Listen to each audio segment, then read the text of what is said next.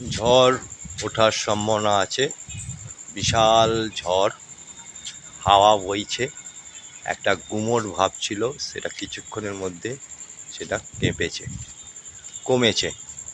এখন আমার প্রবলেমটা হচ্ছে যে আমি এখনও আমার কনস্ট্রাকশানটা পুরো হয়নি, একটু সময় লাগবে।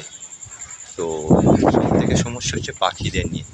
তো এখন তো আমি প্লাস্টিক দিয়ে আমার পাখিকে ঘিরে দিয়েছি, কিন্তু একটা সাইড ঘিরে রাখতে পারিনি, কেন গরম যেহেতু। তো এরা এখন নিশ্চিন্তে বসে আছে। প্রতিদিনই এই ঝড়েতে কিছু না কিছু পাখি ভিজছে, তো আমার ভয় লাগে এদের ঠান্ডা গরমে ঠান্ডা লেগে যায়।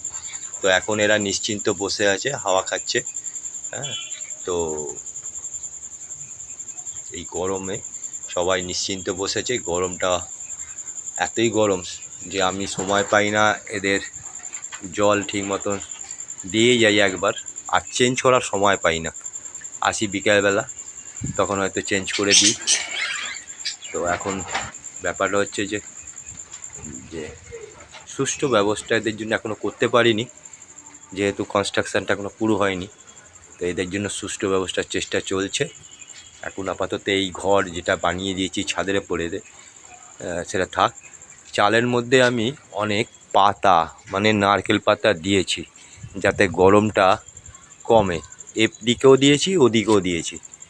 আর যদি সময় পাই, কোনো দিন যদি চলে আসি, তা দুপুরবেলা অত্যাধিক গরমে আমি ওর উপরে একটু জল ছিটিয়ে দিই, ভালো 1-2 বালতি জল ছিটিয়ে দিই, যাতে ঠান্ডা হয়। তো এইভাবে পাখিকে এখন রেখে দিয়েছি, দেখছি এদের জন্য একটা ভালো পরিবেশ, আরও উন্নত ধরনের পরিবেশ দেওয়ার চেষ্টা করব, কেন এরা হলো আমার প্রাণ। আমি যখন কাজের শেষে বা প্রচণ্ড মানসিক অশান্তিতে ভুগি, তখন এদের কাছে এসে আমি অপার আনন্দ পাই। কিন্তু সেটাই চেষ্টা করছি, এরা যে আনন্দ আমাকে বিনামূল্যে দেয়, নিশ্চিন্ত আনন্দ দেয়, এদের জন্য আমার কিছু করার দরকার আছে। জয় হিন্দ।